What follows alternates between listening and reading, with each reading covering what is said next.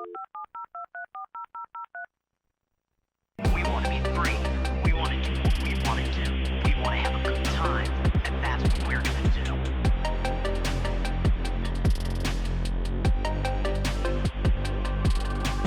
We're going to have a good time. Welcome one and all to another episode of Bygone Bros. We are in full swing summertime season here, so we have dressed for the occasion, and it is bright and sunny at both of our locations. How you doing over there, Trevor? I'm doing well. The hottest of the heat wave has fortunately passed, so I'm not actively sweating. My fan is mercifully off, but yes, bright skies, high mercury in the thermometer. It's that time of year. Absolutely. I have my AC and my fan turned off, so it's not blaring in the background of my audio, but make no mistake, it is nice and toasty here still. Yeah. Very, very warm, at least by Washington standards. No doubt.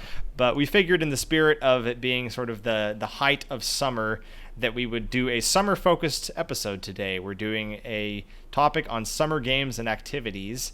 And beginning our conversation, I thought we would jump off with just sort of some classic summertime activities that you can think of growing up. What were some things that you really strongly associate with summer in your youth? I mean, it's where to even start? I think in Washington State, which is a place that I've always loved because it has such rich natural environs, forests and bodies of water and mountains. So many of those moments at home and out on trips. I think scouting, we were in a scout troop ourselves, and not all of those things were the coziest, but it really gave you an opportunity to take advantage of that weather and be out in nature, usually covered from too much sunlight from the trees, but also activities at home and doing stuff out on the yard, throwing a ball, sprinklers, the fireworks around 4th of July. Yeah, I mean it's really those are the active activities. Of course, there's also just staying inside, reading and playing video games. Yeah, I think that was sort of the beauty of summer break, is that there was never a better time to be outside and to be active, but then there was also that option to always just kind of, which I don't think our parents allowed us to do too much of, but just kind of being lazy and like enjoying time off from school. Yeah. To where you could play video games and hang out inside where there was air conditioning and really make of your days what you wanted. And I had a lot of those similar memories coming to mind for me. I mean, I think it's telling that like scout camp was one of the first things that popped into my head. I don't know how many of those stories we can share on the program, but some of the lighter fare, there was different types of merit badges that you would be going for. Yeah. There was there was the thing we did called water dogs, where they would get us up bright and early. Maybe, I don't know if any of you out there went to similar scout camps and had this too, but it was a thing that was essentially like a 4 a.m. wake-up call where everyone would start screaming like water dogs, and then we would have to all go down to the water. And for those of you out there who don't know, I'm not the biggest water person, so combining that with getting up at 4 a.m. and then jumping into an ice-cold lake of water was not my cup of tea, but it was certainly a great alarm clock. So I remember water dogs. We did like a wilderness survival thing where we went deep out into the wilderness with only what we could fit into a Folgers coffee can. Oh gosh, yeah, that. And that could be a whole episode in and of itself, but the short version was, I got covered in mosquito bites. Trevor, I think you ended up building your encampment underneath a beehive, right? I got stung by something myself in equal measure. I just wasn't emergency blankets and sticks and whatever I could cobble together. It was a humbling experience. Yeah, it was definitely survival, but we did successfully survive not just that, but scout camp in general. Yep. But yeah, definitely a lot of memories of scout camp. I have a lot of strong memories of sports summer camps. That's I know, true. You did some too, right, Trevor? Do you have any memories of summer sports camps? I think I did less than you. I know that I predominantly did track and field events. I mean, in cross country, I didn't really do any baseball, basketball, football. I have my reasons, but that's where my impression. A lot of that stuff was where that was more common. Is that the case? Do you think? Yeah, I would say so. From I think when we were younger, yeah, the track and field was definitely something that you and I both did, and I didn't do a ton of track stuff. I think when maybe like young, maybe we did a little bit of track stuff as part of just doing a variety of different sports. For me, it was definitely like summer football camps. I have really strong memories of doing that, and that's I think maybe pushing it a little bit in terms of our retro label, because that's I guess high school. That would have been early 2010s, late aughts. So I guess it still falls under the decades that we've covered in previous episodes, but definitely going to summer camps in like central and eastern Washington where it was over 100 degrees, and we were doing like 2-a-day practices, sometimes 3-a-day practices. There was that kind of mentality of like, oh well, like you're building strength and you're building character by taking like as few water breaks as possible. So like dicey. We would like sometimes, I remember like our lips would be like turning black from our skin, like peeling and burning on our faces, and so that was also a form of survival, you could say, making it through summer football camps. But it definitely, I suppose, that which does not kill me makes me stronger. So it definitely Bygone Bros. So yeah, definitely football camp, and a lot of memories of the pool as well. We had sadly it's no more, but we growing up we had this community pool. It was an outdoor pool called the Pearl Street Pool, and definitely a number of memories of us going there and taking swimming lessons and dealing with huge throngs of people all filling up this small rectangular pool. And do you have any particular memories of Pearl Street Pool? So it's funny that you mentioned that, because when you mentioned that, I was thinking to myself, I do remember swimming a lot, but not at that pool, though I did do it once or twice. But then what it came back to me, and I don't know what name they're going under now, but the one by where we went to middle school. Oh, Thorbeck's, yes. So they had the big pool, and we're talking like, the whole idea of the pool rooms and that liminal space, like that's what that was. Like that, maybe not as much like the white, but like the tile and like the my fascination with that aesthetic is something that I independently came to because I did have such strong memories associated with this place. And the smell of chlorine and how cavernous it seemed, and the slides and everything. That's where I did most of my swimming. And that was indoors, a little more climate controlled. I will say that actually a lot of my memories of outdoor swimming are from going on, I guess I would say the ultimate summer activity, if this isn't too much of a separate conversation, theme parks, Disneyland, staying in hotels, staying in places where you could go out, and as long as there weren't too many other people bugging you, you could kind of just chill. Yeah. I mean, I'll probably refrain from diving too deeply because I think we probably will do a Disney episode at some point. But in broad strokes, definitely memories of summer trips to Disneyland are a huge part of what we were fortunate enough to have as a semi-regular, almost sometimes once a year even, of doing trips there, and certainly all the great memories of summertime activities at Disneyland. Also, again, sweltering heat and standing in line for very long periods of time. But that's all part of the fun. So that's just the Disneyland experience. It just comes with the package. But certainly memories of that as well stand up very strong in my mind. But no, certainly Thorbeck's. I also have a lot of memories of swimming there and dealing with, like you said, the locker rooms and the sort of the tiled floors and walls, and a lot of like trying to avert your gaze from like old men shuffling around in the nude. That was a risk. Were perfectly fine, just sort of exposing themselves to everyone. But that's just also, again, the pool experience. Definitely memories of Thorbeck's, going to the pool there in the summers. I don't remember us owning this stuff, but I can remember occasionally getting our hands on it with like pool floaties or pool noodles, and smacking each other with pool noodles or doing stuff like that. Yeah, that was always great. Yeah, that's one of those things, as weird as it might sound, where I'm like, I wish I hit more people with pool noodles, because it would happen very rarely, and I think honestly most of the time it was like they were around, but I wasn't in the pool, or there just wasn't a pool, and so I would be using like, I guess, dry pool noodles to just kind of play around. But yeah, I mean, the times where I was in the pool, they had those definitely. I want to say when you're really young, you got the water wings. I mean, you kind of get the hang of things, but there are other inflatable toys. I did not actually use inner tubes that much. I think maybe once in a creek or a river near us.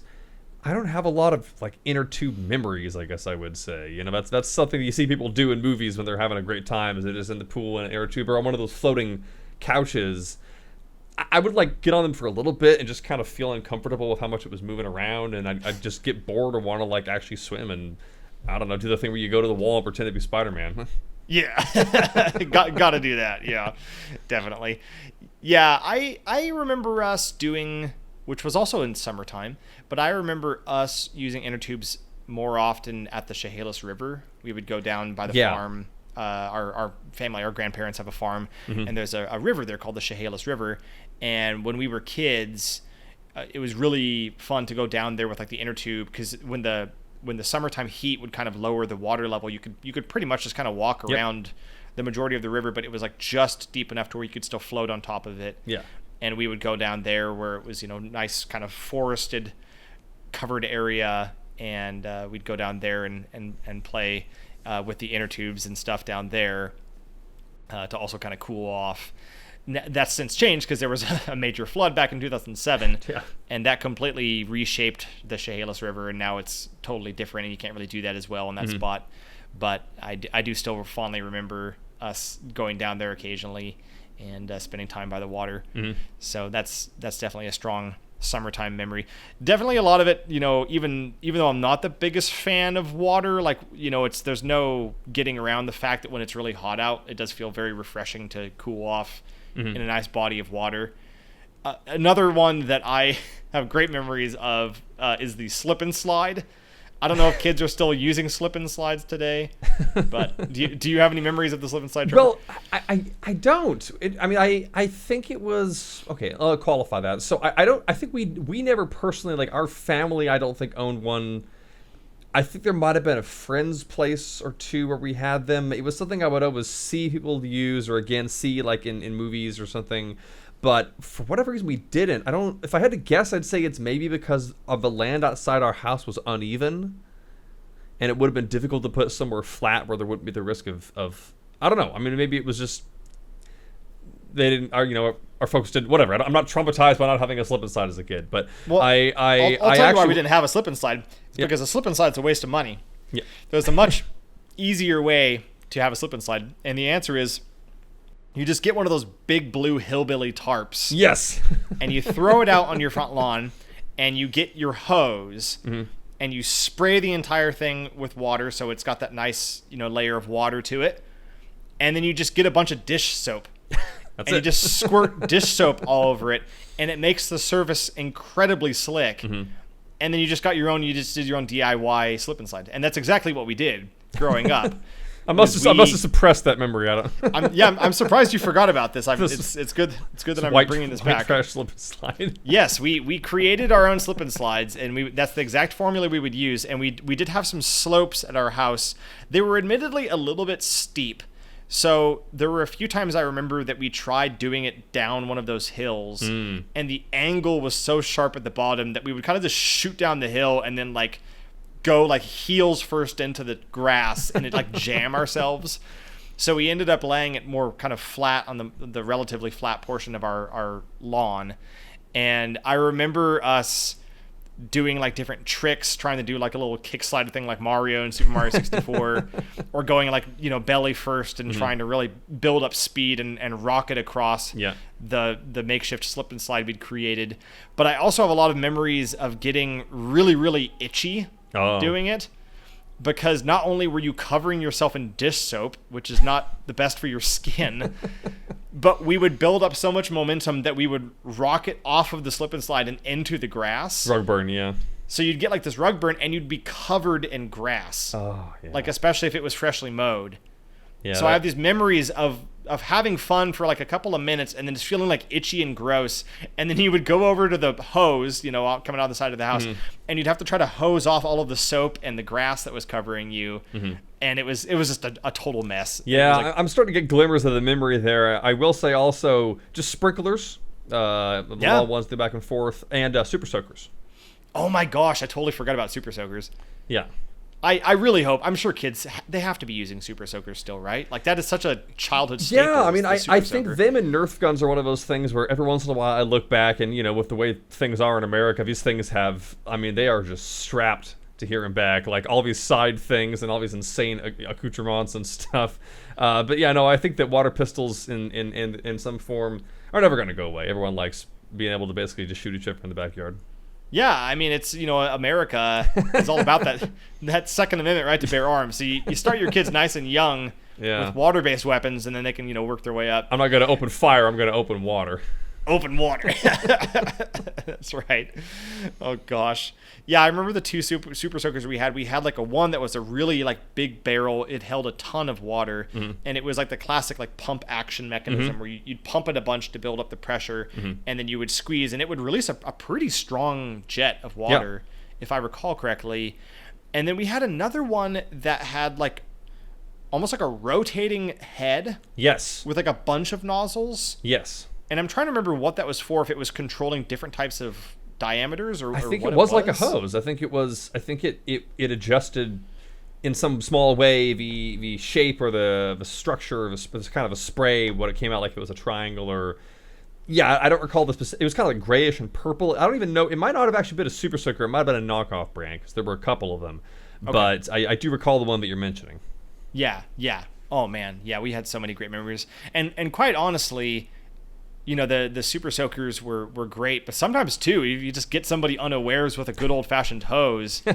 You put your thumb over that thing, and you can fire like a fire hose jet out of it. And then there were the newfangled at the time, those heads that had different settings, like jet and shower and rainfall. These different varieties of hose head that you could get. And I remember at the time as a kid being like, this is so freaking cool. Like I was very easily entertained. I was like, there's so many different ways that I can produce water from this hose. It's the little things.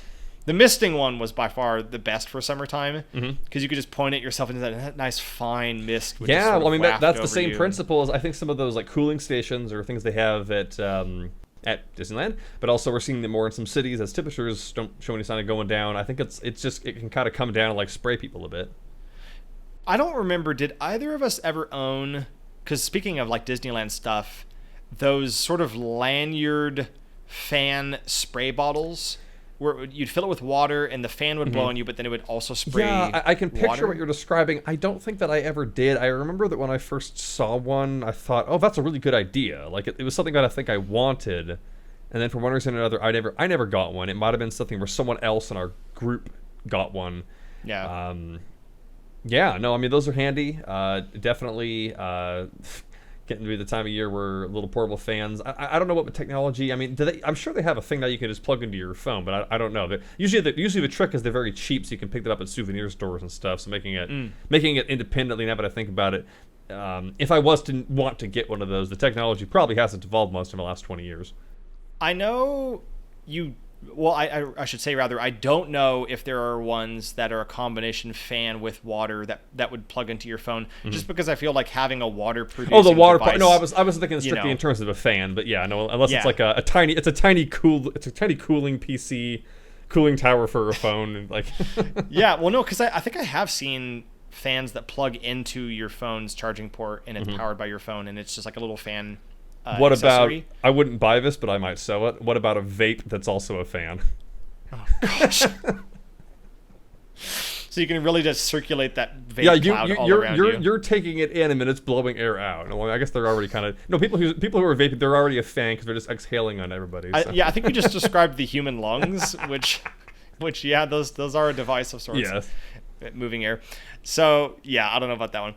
But I also remember the really tiny... almost the size of like a lighter, those really tiny handheld fans that you could kind of hold, and the blades would be made out of like a kind of softer material. And I don't know what maybe I was like a masochist kid or something, but whenever I had those, I always wanted to like and like stick my fingers in the spinning blades. It's the same. It's one of those intrusive thoughts. It's like poking a cigarette lighter in an old car. So I have a lot of memories of like playing around with those things where I could find them and being like, like touching my finger to them, and then it would like stop for a second, and then I'd stick my finger in there again.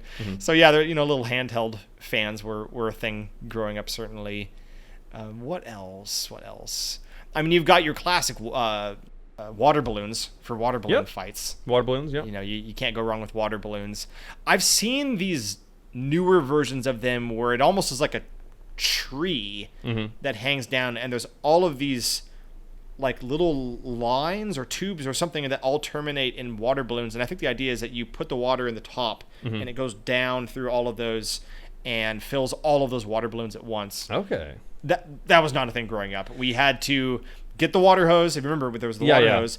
We had to take the balloon, hold it up underneath the water hose, try to get the water to come out slow enough to where it didn't pop the balloon, but fast enough that you weren't sitting there forever, and then repeat for each water balloon. It was a real labor to create your arsenal. Yeah, it's like trying to load a musket. There's a lot of process involved. One thing I do remember us, or maybe just me, having, the name is gonna be quite. It's a little sus. It was called like a Balzac. I don't remember a Balzac. No, Balzac. It was Balzac. Oh, Balzac. Okay. It was Balzac, Balzac. It was like a fabric sleeve, and you would put the balloon. It was kind of just a way, I guess, to make a fancier water balloon or one that might not break as much. It was like you would put the water balloon in this sleeve with this design on it or something, and then you would fill it up. And I think maybe the idea is. Yeah, like I think it was like you could play catch with it or something, but it was a ball, like a baseball, whatever. But the ball, the interior of it was a water balloon. This isn't that complicated. I don't know why I'm obviously hard time describing it. It sounds extremely complicated. It was a sleeve for a water balloon, but it was designed. It was a sack for the ball. It was yeah. I mean, I'm gonna put a picture in post so that this is a real thing. I'm not going nuts. Jamie, pull up the picture of the ball sack. Safe search off. Safe search off. Okay, well, I'll take your word for it. I think a visual, I will have to see at some point a visual to get fully grasp the ball sack. But yeah, definitely, various water-based projectiles were big. I do remember the issue, the minor issue with water balloons being after you hit somebody, that sort of rubbery shrapnel had to go somewhere, and especially if you got hit in the face or something, that did not feel great. Yeah. So there were some cautions you had to take with water balloon fights, but it was still a lot of fun. I have positive memories of going at it with water balloons and things like that. I also have a very specific combination, because you mentioned sprinklers earlier, that we didn't own trampolines growing up, for the record. Our parents were smartly opposed to us owning one, not only because it was kind of a waste of money, but also because back in our day, back in my day, trampolines did not have safety nets. At least the ones that I was aware of, and the friends that we had, they didn't have nets. Yeah. So they were large. There were no means to keep people on the trampoline if you built up momentum or jumped at the wrong angle or something. And they would use these big coiled metal springs with gaps that were the perfect size for a small child's head to get stuck between. Yeah. From personal experience. But as fun as those were, bouncing up and down on the trampoline, the ultimate combination that I discovered at a friend's house was that you could put the sprinkler underneath the trampoline, and it would come up through the mesh, and then you could jump back and forth through a sprinkler, which means you get the enjoyment of the sprinkler, but then you're also bouncing back and forth on the trampoline, and then you're combining the two. And it really is. It's a peanut butter and jelly revelation, honestly, on the part of whoever discovered that. It's a ton of fun, and I definitely have memories of trying to do front flips and back flips through the sprinkler on the trampoline, and getting just absolutely drenched in my swim trunks while I was doing it, and trying to see how high I could jump. And oh man, yeah, that was a ton of fun. I do have a very specific memory, as I mentioned, of getting my head somehow stuck between those coils. I still, to this day, I don't remember what I did to make that happen. But I did do that at one point, and then there was another time where I tried to do the jump off of the trampoline onto the grass, and I landed directly on like a big thistle. Oh. And it went like right into my foot. Oh. And from an increased height, thanks to the trampoline, that really was not a great feeling. But despite that, yeah, I count myself lucky I didn't have any major accidents on a trampoline. I do remember an occasion I was at a friend's place. I think another kid kind of got carted off. I mean, maybe not literally, but like I remember him just having he kind of ate dirt. So kids doing backflips and hopped up on soda. Oh man, yeah, definitely. You had to be careful with those trampolines back then. I am, even though there's a small part of me that's like, oh man, that's restricting the full fun that a person could have. Ultimately, it's the right choice that all the trampolines now appear to require those tall nets surrounding them. It's better safe than sorry with that, because I think we did hear stories of kids like breaking their necks or breaking bones or something. And so that stuff is pretty bad. Yeah, so certainly you had to be careful. I guess on the related subject of playing on equipment outdoors, I don't think this is a subject that would be necessarily big enough to merit its own episode. You can stop me now if you have other thoughts, Trevor. But summertime playgrounds were a big thing as well. Of course, you had to be careful because a lot of those metal materials, like the slides and whatnot, would turn into like solar panels. Like it was like they would just become incredibly hot. When it was summertime, and you had to be careful not to scald yourself on them. But we definitely would have fun when we were quite a bit younger, going to different playgrounds in the summertime and experiencing that. Yeah. No, totally a big part of the vibe. Because you got the ones in school during the school year when you're a kid, but then you go other places and they're even more elaborate and sometimes better maintained. Yes. Certainly. So. Yeah, what else? This is a little bit of a stretch, but it is something I do genuinely have particular memories of doing, and that is because we were talking about like doing things inside. Sure. And of course, both of us, as you can clearly see from our backgrounds, for those of you watching us on YouTube, we are gamers by trade, and there was a lot of video games played, including during the hot summer months, and with portable systems like your Game Boy, Game Boy Color, Game Boy Advance, and so on.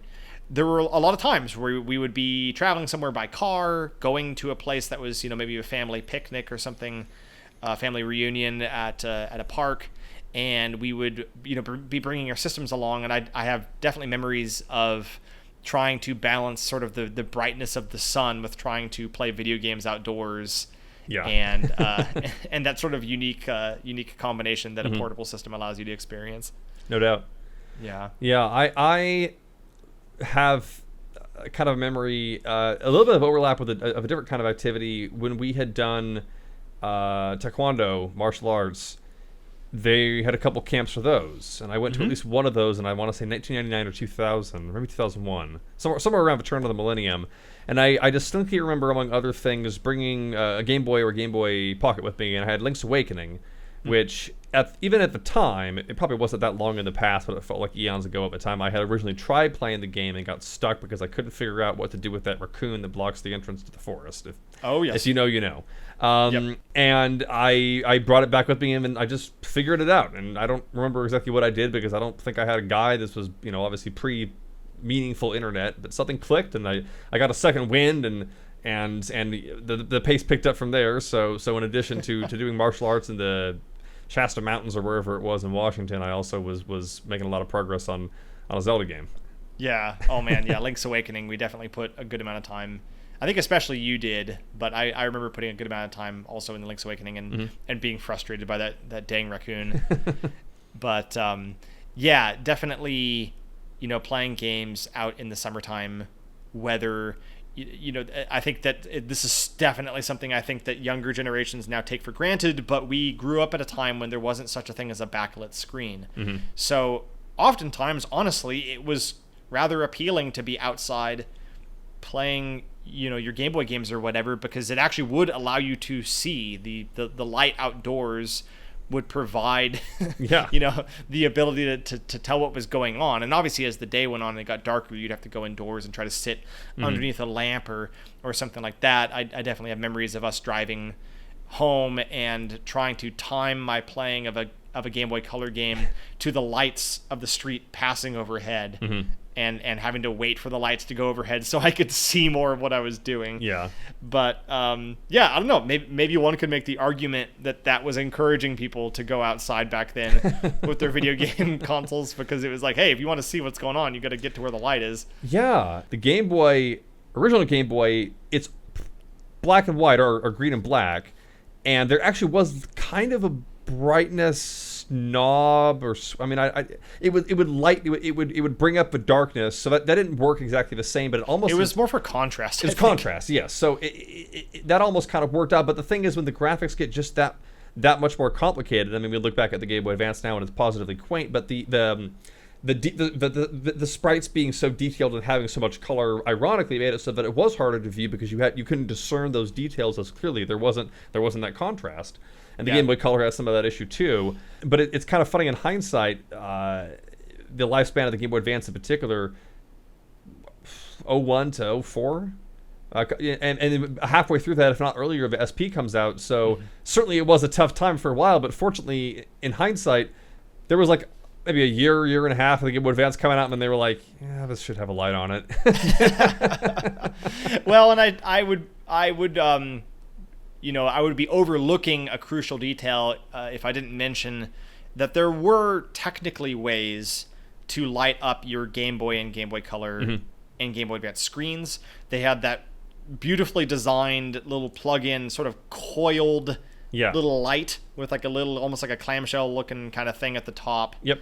And you could kind of bend and move that around. And I definitely have very strong nostalgic memories of using that little plug-in light in an effort to, kind of see what was going on in the darker times of the day on my Game Boy. And there was a Game Boy Light, like it, and it had a magnifying glass in it. It looked so hilariously bulky, but yeah, no, you're absolutely right. Yeah, there was a Game Boy Light. There was actually, if I recall correctly, both a peripheral that was a magnifying glass light that came up and over the screen, and I think there was a variant of the Game Boy that was eventually released that was, I think, technically backlit. I could be wrong. It might. I don't know if it came out in America, but now that you mention it, I think you're right. Yeah, but it wasn't very good. Yeah, but I've kind of had this observation. I've remembered that what it is it's something that we don't do anymore, which is where you integrate new features into a device instead of taking them away. Yeah, what a concept, right? Because they had a light, but they sold the light to you separately. Yeah. Yeah. No, that is something I kind of wish that we would do, because there's a lot of features being removed from phones, but that's another conversation. But yes, no, certainly there were certain workarounds, but there was also just the good old-fashioned sun to help light your way. And we didn't own Boktai as kids, but I understand, Trevor, that you've revisited that recently, and that's an excellent example of gaming I've been outdoors. Meaning to, and maybe this conversation will inspire me to finally do it. Boktai, the sun is in your hands, or whatever the full title is. It's one of the only, if not the only, Game Boy games, or maybe even games period, that had a solar panel in the back or something like that, where you absorb sun. You point the cartridge, the Game Boy, at the light to get energy for attacks that you do. It's like an action RPG or something. But that's the funny thing, is that the way on a Game Boy Advance the cartridge is in the top, on an SP or a Micro it's on the bottom, so you actually kind of have to play it on the Game Boy Advance, or at least it makes it a lot easier to do so. But I've been really looking forward to checking that out, just because it's what better, to your point, what better reason, what better occasion to go out and play games. Yeah, we need to bring back solar-powered video games. That's the key to getting people outdoors again. I also just want to shout out the quintessential summer game, Super Mario Sunshine. I was thinking about that as I was, planning ahead for this episode, and it got me thinking about like either summery games or games that have very summer style, levels or worlds or things like that. No doubt, like Super Mario Sunshine, I have very strong memories of playing during the summertime, of having that summery experience with Mario running around in paradise, and you play further in, you can get sort of the Hawaiian style shirt and sunglasses, and wow, talk about like a game that really just feels like summer every time that you play it. Yep. Are there other examples you can think of like summery games or levels? So that's something that actually, it's funny that you mentioned that, because that concept in some way, shape, or form was something that's kind of fascinated me for a bit. There's somebody else, I don't remember their name. They made a video on this. It wasn't super long, so I think there's more that could be discussed. But a specific trend around the turn of the millennium where there were a lot of games that involved islands and summer and water. I think it's a Frutiger Arrow influence, so tying into a previous episode. Yeah, I mean, maybe. For me, it almost felt like it was more tied in. Again, maybe it's chicken and the egg as far as memories, but like 90s drum and bass music, that amen break type stuff that was everywhere. Super nostalgic. Definitely a topic for another episode. But there was, because Wind Waker 2, very watery game. Yeah. The GameCube was going to be called the Dolphin. We had Wave Race Blue Storm. When was Final Fantasy X? 10 was around that time, around 2001, 2002. Okay, that's Kingdom Hearts, you start off on an island. Jack and Daxter, you're on an island. There were a lot of, I think the person called them like island games, or because usually it is summery and sunny when you're at these places. If I had to guess, we're so far off the beaten path, but just if I had to guess why that's a thing, I think it's 2 or 3 things. One is a lot of that music that was popular around the time. A lot of those fashions were very colorful and were very evocative, or were coming from parts of the world that were associated with like island culture or partying, and so that was like a cyclical thing. The other one is I think that graphics had the ability to have high contrast in between environments and polygonal environments, but things that were very easy to render and very easy to create skyboxes around, and invisible walls were islands. The grass versus the sky versus like these bright, beautiful color contrasts, and it did tie into this sort of cyber imagery, and we even see that now where palm trees and things are associated with sort of vaporwave or outrun, like that kind of gets mixed in. But this specific look, I think it was, it was a little bit cultural, but I think it was also like aesthetically, it was something that was really easy to render but still looked pleasant. I think Sonic that, games, the 3D Sonic games have the Chow Islands or those kind. Yeah, no, certainly. I mean, the hub area for was it Sonic Adventure 2 Battle, is also very, very summery. I think some of it was probably advancements in water effects too. Yes, of course. I think that the fact that if you're trying to show off that, hey, we can do water really well, then you're going to do like, beaches and islands and things like that. Yep. So I think that was a factor too. But another thing that had popped into my mind going back to summer activities that I totally forgot to bring up, we were talking just now about kind of watery environments and so on. Water parks wasn't really the biggest thing in our family. I know for a lot of people, going to the water park was a huge summer tradition. Yeah. Do you have any memories of water parks like Wild Waves or things like that? I have one kind of powerful memory of a day because I only went there once, the Wild Waves that was kind of near where we went to school. And it was a big event at the time for like middle schoolers because you were taking a whole bus ride to this whole thing that's just totally silly. And at the time I'd never been.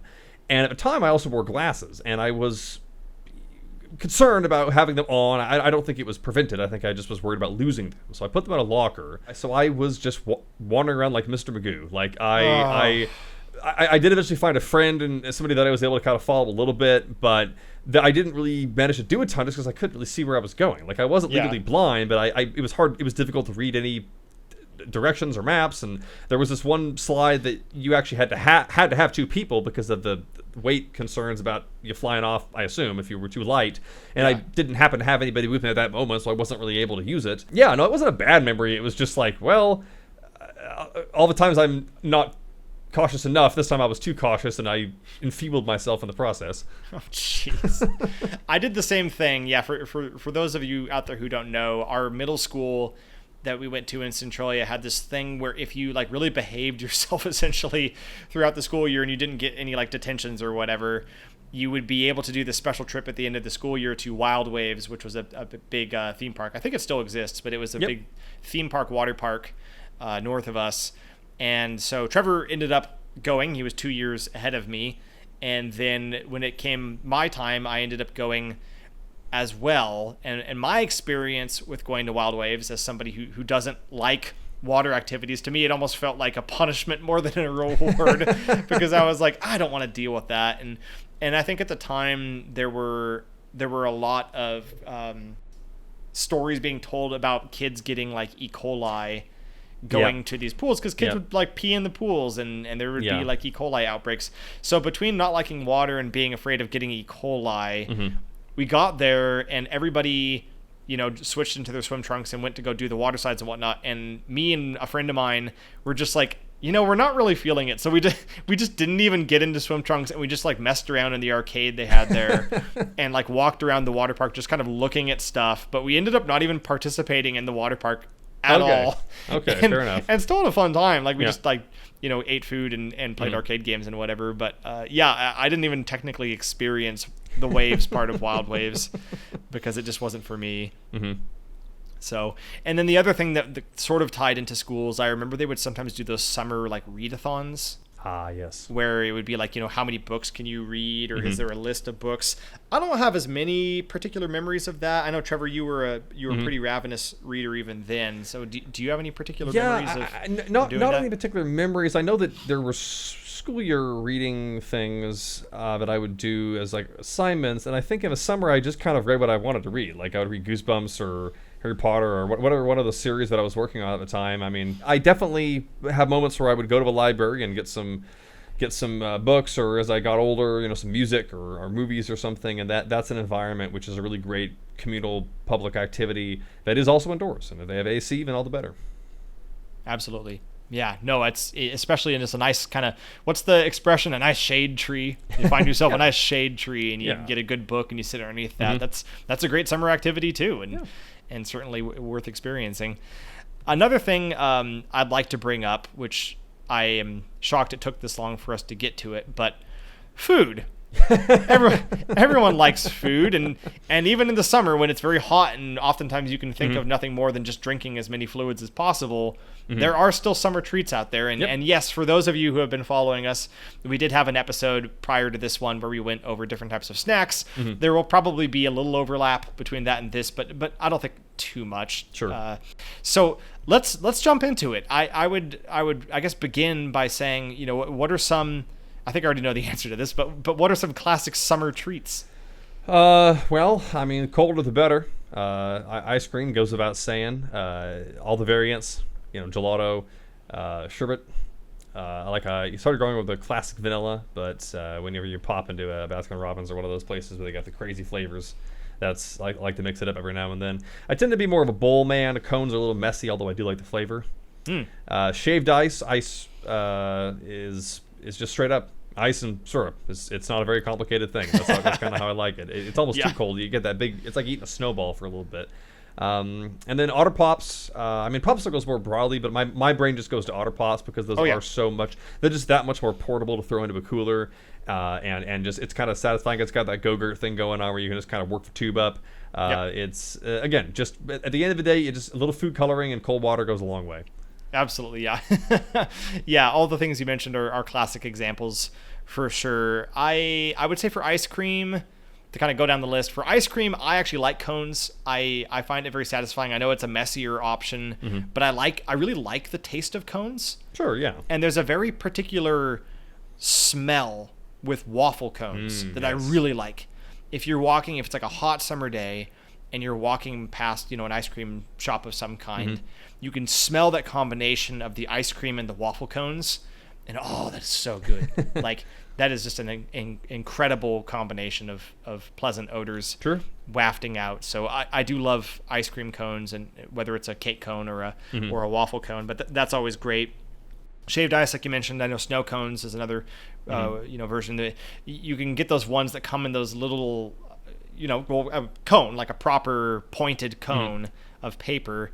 And as you go along, it starts to kind of seep out of the bottom. So those can be a little messy too, but I love a good snow cone. Did you ever, or I guess really at any point, did you ever get into those like really big ones they would have at like fairs or things like that? There were the huge tropical shaved ices that are like mounds on big cups. I think I can picture what you're talking about. No, I don't think that I did. I do like snow cones, but I think for me it was like, when they give you the spoon and you start trying to micromanage it with that, and chunks are falling off, it's like you're watching the icebergs, slough off on the North Pole. There's a lot of micromanagement. It's actually not as stable. Ice cream will melt, or melt in a different way than a snow cone. It holds form better.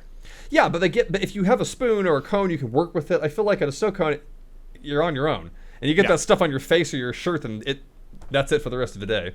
Yeah, it will seriously stain you. Like I definitely have vivid memories of having snow cones and my face and mouth being like blue or red, or because they're just not that much. They're that much less malleable than ice cream. So you get a bite like you would an apple, and part of it's going in your nose, and the other one's hitting your chin, and it's all around your face. And if you don't have a napkin, then your hands, I mean, forget about it. You're basically you're these days your phone is no use. Yeah. And lastly, on the subject of popsicles, my mind also immediately goes to Otter Pops. Those are delicious, convenient. You don't even know what you're tasting. You're like, this is the blue flavor, this is the green flavor, this is the red flavor, but it's all good. My favorite was the green flavor. It's probably because I also like the color green. It's my favorite color. What would you say I would guess blue would be yours. Yeah, right? that's a look that's hard to go wrong with. I don't remember having too strong of a preference one way or the other. I think the fruit flavor, sometimes you feel like an orange, sometimes you feel like a grape. So it goes. Yeah. Yep, that's true. Those are excellent ones as well. And of course, the great thing where you finish it off, and then some of that syrup and melted ice sort of collects at the bottom, and you get to like suck that out at the end. And that's the really marrow. good. That last little like hit of like concentrated Otter Pop juice that you get to enjoy at the end. Yep. So definitely, Otter Pops are great. I also like sort of the fusion ones. You got your ice cream pops like Dreamsicles, those kinds of things. I feel like we only ever did this when we were like traveling to like visit family in New York or something, but how often did you get your hands on the character popsicles? Like the SpongeBob, the Sonic the Hedgehog, the Spider-Man. Every once in a blue moon, an ice cream truck would come by at some event, and I'd snag one of those. But I think once you started to learn that they didn't always look like the label, it was a little bit disheartening. And so I was going to say, have any of those ever lived up to expectations? Someday. I think my go-to is the Toll House, where it's like the sandwiches, the ice cream sandwich, but it's cookies on either side. Thank you for reminding me of that, because those are delicious and now I really want one. But there are, first of all, I discovered recently that there are Oreo versions of that now. I like that. Oreo top and bottom, and then cookies and cream ice cream between the two, and they're really big.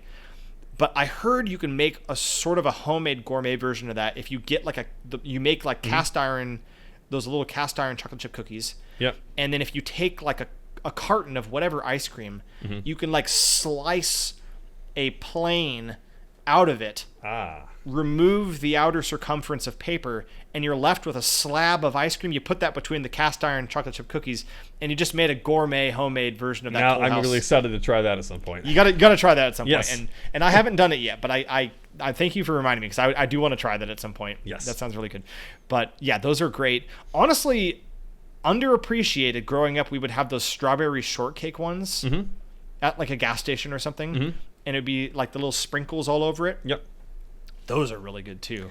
Yeah, that's another one of those foods, unfortunately, where I ate it in close proximity to a bout of food poisoning, and so I've had them since then. I mean, there's no bad blood there, but I just don't have that. I can't relate as far as the fondness. Oh, yeah, those kinds of associations that can really mess things up. Yeah, that would otherwise be enjoyable, but yeah, I do remember enjoying those. How did you feel about those 2-in-1 popsicles? Like where it was like 2 sticks and a popsicle they would both be inside of. Oh, you could almost like break them in half. Yeah, I mean those are handy. It's a unique shape. Yeah, were they meant to be shared, or was it you just consume it all yourself? I think it was just for the heck of it. I don't know. Maybe they copyrighted that, or it was like a way to have more on the stick. Now that you mention it, I'm not sure, because I feel like they put them in the sack. And the bundles of them in there. That's how I remember it, at least. And there were ones that were singular, and then there were the ones that were of a duo, I guess you would say. So I don't know what the thinking was there. I guess a person could if it meant that much to them, but you can also just kind of work on it and then get like 2 ice cream shish kebabs. Yeah. How did you feel about the Flintstones push pops? Not great. They were interesting to me in concept, and then there was 1 or 2 times where I just kind of found this weird slurry at the bottom, which kind of put me off of it. Yeah, I can remember that thick. It's not like the Otter Pop syrup at the bottom. It was like this, like it had almost like a thickness to it. Yeah, it was like congealed or slimy. something. Yeah, it was like slimy, congealed guck. And it was like, talk about a product that's way more about its gimmick than its actual like fundamental quality. Like it was just okay in terms of the quality of the pop, and of course the whole thing was like, well, you push it and like it like extends outward almost like a stick of deodorant. Yeah. But it was, I don't ever remember it living up to, the gimmick. I just remembered what. This is another thing which I don't know if they have, but I definitely just like core memory activated. It was like these pouches of popsicles that were like a triangle, or like a 4-pointed, like pyramidal kind of, sort of. No, it was like almost like a wallet, like a pouch in a way. of like a milk carton where it's like this material that you sort of fold in such a way and you open it up and it was like a popsicle. Oh. I don't think that I'm imagining this. I remember it being something that I think it might have been at schools, like a dessert type thing, or they would have a bunch of them in a bag, like Dixie cups. Wow. I'm having a little bit of trouble visualizing what you're describing, but I do remember some kind of popsicle being packaged in a container where you had to kind of pinch and squish it out to kind of get at it. Maybe that's what you're referring to. I'm trying to look it up while we're here. I'm getting lots of material, a lot of illustrations of what we're talking about, but I don't know how to describe what I'm talking about. I'm searching box popsicle.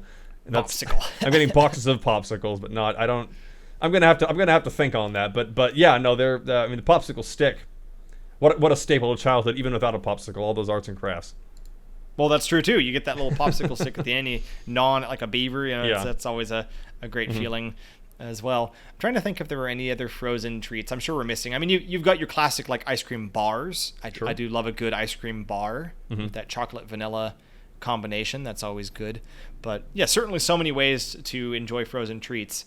In terms of beverages, are there any? To me, the big two is lemonade and iced tea. But are there other things you can think of that are summer beverages? Yeah, iced tea I didn't drink a lot growing up. It wasn't something that I really got into until I think I might have, honestly was an adult, but like maybe in my 20s. And to this day, I tend to lean towards coffee or even just water. But definitely lemonade's good. I would say lemonade is good. It is a classic. Good memories associated with it, but there were specific brands of other drinks that I wanted a little bit more, if only because they weren't something we had around the house, because they are so sugary, like Sunny D, even some sodas. I know they kind of dehydrate you, but those can just hit the spot sometimes. Capri Suns, Gatorade, Powerade. Yep. Really crushing those things after a long walk or run or working in the yard or something. It just, water's water, obviously, but that some of that stuff just hits different. Definitely. I think that with summer comes, a particularly strong state of dehydration. Yeah. But in sort of a positive of that, and let's you could extrapolate this to many walks of life, I think. But sometimes when you're really deprived of something, or you go through like a particular amount of discomfort to get it, you appreciate it that much more when you finally get to taste that. And I have like very strong memories, going back to, let's say, like summer football camps. There's like having water, and you're like, oh, I'm kind of thirsty, I'm going to have some water, and you drink it, and you're like, that's not bad. Oftentimes people, I think, take water for granted because it's so accessible. But then if you're getting through like one of those 2-a-day practices, and it feels like a lifetime since you've drank any sort of fluids, and then you get, you finally get that water break, and you're drinking even just room temperature water.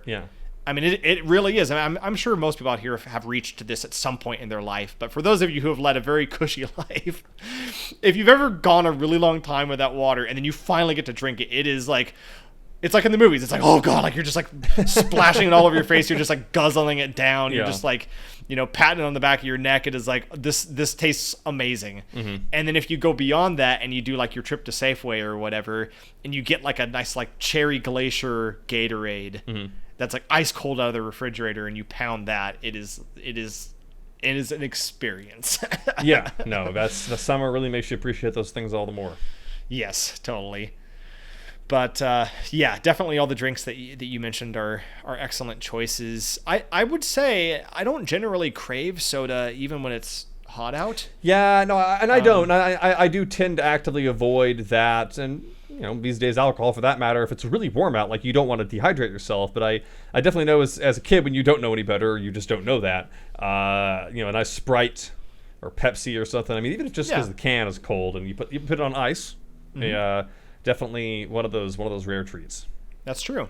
And I don't think iced coffee was really a big thing until, I can't pick a specific date, but I feel like it's only been in the last like 10 or 15 years that kind of coinciding with Starbucks getting big and kind of coffee culture, if you want to call it that. Coffee culture, for sure. I don't remember as much when we were kids, iced coffee really being a thing. I know it existed, but that definitely was something I didn't become aware of until relatively recently, and certainly didn't start to experience until very recently. in terms of that really catching on as a popular summer drink. But certainly now, iced coffee is a big deal. So that's certainly a common thing out there now too. I'm trying to think if there's anything else. I'm sure that we're forgetting things. Listeners and viewers out there, of course, please do share anything that we have omitted that would qualify as a summer treat. But I would say those are the big things that come to my mind, as well as just kind of your general kind of, your fresh fruits, your lighter fare like salads or things like that. I definitely get a craving for sort of water dense, cold food in the summertime because it's hydrating. It isn't hot, and quite frankly, when you're living in an apartment, you don't want to turn the oven on because where's that heat going to go? And then now you're cooking yourself along with your food. So anything that goes under that umbrella, your berries, things like that, I definitely associate with good summertime food. So yeah. Well, I guess the closing thing that I thought I would bring up, unless you had something else that came to mind for you, Trevor, is so I think all of the things we've been discussing in the years in which they occurred to us growing up was all under that umbrella of summer break and that concept of being able to step away from school, step away from responsibilities, and have just this really enjoyable carefree time where you got to enjoy nature and the sunlight and all these different sort of life-affirming activities and you can have those experiences as an adult, but when you're an adult you don't have summer break. You work year-round. I have friends that are teachers, and they said a large part of why they chose to go into teaching is because they wanted to keep summer breaks, and that's great. There's definitely pros and cons to being a teacher in America. But as we've been doing with our segment of Bring It Back or Bygone, I'm curious to kind of get your thoughts on the concept of summer break, and is that something that we should try to return for adults? I know there's other countries in the world that kind of do have a summer break. I think like France, for instance, I think they give people like a month or something in the summertime for everyone, their families, kids and adults alike, to go enjoy summertime. And other parts of the world, like America, we just don't have it anymore. You reach a certain age and it's like, sorry, you just work year round, and there's really no real time set aside for that. So what do you think? Should we bring it back, or is it best to leave summer break in the past? I would say bring it back, but the kind of a qualifier on that is I don't know if 3 whole months is going to fly. I mean, the economy would be in shambles. I hate to be that guy, but I would say absolutely. Like, I would in all seriousness wrap that into broader policy changes. More vacation hours, 4-day work week, all that stuff. Like every inch of ground that has been gained for the working person has been fighting back against people who just want you to work all the time on coal mines or computers or whatever. Same difference. Like it is important to have. And and the ironic thing is that my understanding from my limited study on the subject is that summer break specifically, maybe other breaks, but summer break kind of came about because there was this economic impetus at the time for children to be helping their families with the harvest and stuff. I'm probably oversimplifying it, but like it wasn't just something that came about because they thought it would be nice. I mean, it has a purpose, but I think that purpose can still exist when you're young to have a break, have a gap in between. Teachers certainly need the time to relax, but also the students to just have that ritual, have that make those memories. And I mean, maybe that's traditionalism, but I think it's really important, and I think that importance can even continue for adults. Some people might use their vacation hours in the summer. That's great, but I think if we had a routine like that wasn't associated just with a holiday, like 1 day off for 4th of July or maybe Christmas weekend, but something where it's like it's just the season, like it's not for anything in particular. It's a way for people to it's there if you want it. And I think that would be a really great thing to bring back.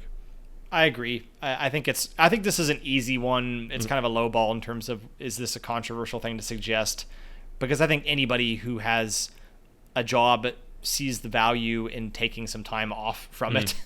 And it's not being lazy. It really is just balancing things better in terms of your schedule. And I think it would make people certainly happier. I think it would make people more productive to have that opportunity to kind of maybe deal with a sunburn instead of being burnt out. And I think that's the value that's produced in other countries that have chosen to set aside more than a day or two here and there to allow people to spend time with their families, to recharge, to reinvigorate themselves, and to have better work-life balance. I think it's easy from within the United States to just kind of accept the world into which we're born, and in the U.S. our obsession with work is just not the same around the rest of the world. You know, there are other countries that have equal or greater senses of you know, working around the clock all year round, but I think we would do well to model ourselves after the countries that are seeing the value in having sort of an adult summer break, because there's more to life than work. And all of the things that we've talked about in this episode, adults, for the most part, I think, you know, enjoy in some form or another. I guess you throw a little alcohol into the drinks, and other than that, I think adults still like doing a lot. I think we associate a lot of those things with kids because that was the time when we were allowed that time. Yeah, certainly. And yeah, you bring up an interesting point about the origins of summer break, and maybe at some point we'll do a historical Bygone Bros episode about the history of this would be pretty deep, but an episode about the history of not just summer break, agrarian society. Agrarian society. Well, I was going to say, like, the creation of childhood, like that's another thing. We won't. That's a huge subject, so we aren't. That's going to be a two-parter episode. But like the concept of being a kid, of being a child, like that was invented relatively recently, because kids used to go to the factories at 4 a.m. and work just like adults did, and there wasn't this concept of a period of nurturing and being a kid. It was like, all right, you go out to the fields and the factories. But I don't want to end our episode on that sounds like a really great to be continued. Yes. No, the high note I wish to conclude upon is that there were many great things that came out of having a summer break. And I hope that we as a society start to realize the value of allowing adults to enjoy that time as well. Yeah, without a doubt. Yeah. Well, thank you all for tuning in again on a sunny, warm episode of Bygone Bros. We'll be back again here soon with another fun topic. And until then, I've been your host, Kyle White. And I'm Trevor White. And we are the Bygone Bros. Bye. Bye-bye.